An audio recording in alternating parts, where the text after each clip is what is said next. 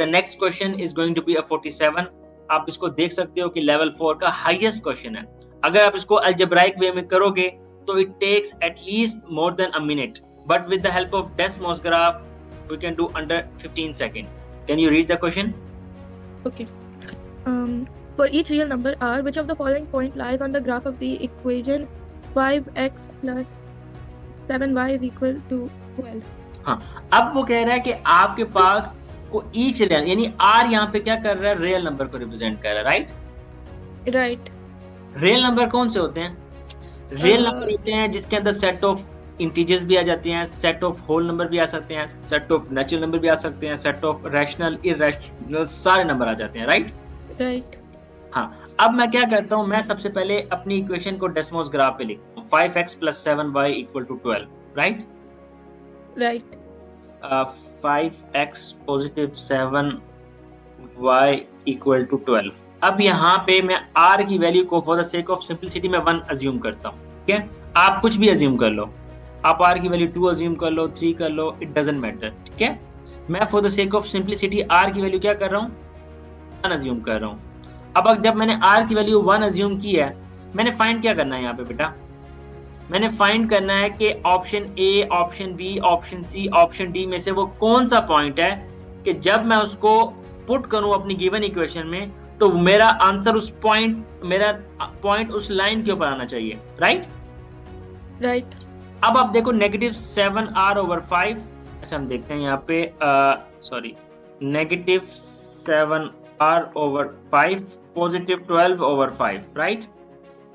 Right. और comma यहाँ पे करूं मैं तो ये देखो मेरे पास r आ गया।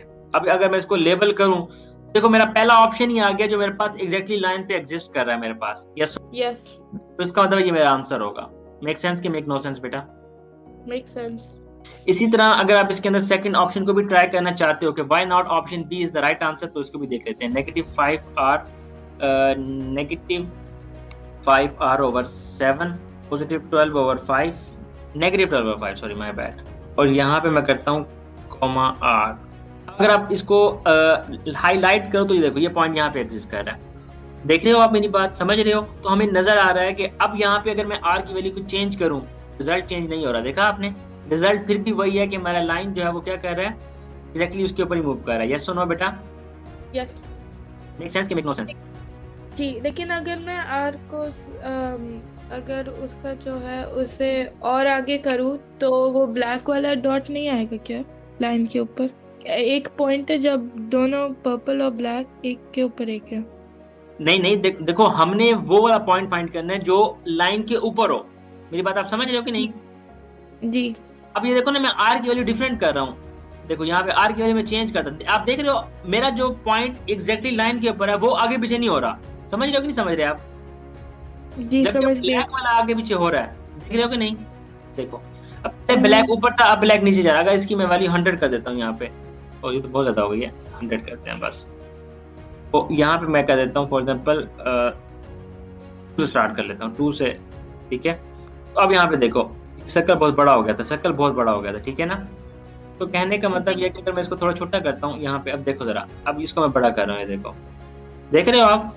मेरा जो ग्राफ के ऊपर पॉइंट है, लाइन के ऊपर पॉइंट है, वो चेंज नहीं हो रहा, वो अपनी डायरेक्शन सिर्फ ऊपर नीचे हो रहा है। जबकि ब्लैक वाला क्या कर रहा है, ऊपर नीचे हो रहा है, चेंज हो। तो इसका मतलब है मेरे पास वही आंसर होगा जो एग्जैक्टली लाइन के ऊपर होगा। यस और नो? यस। मेक सेंस कि नॉट? Make sense. ओके बेटा।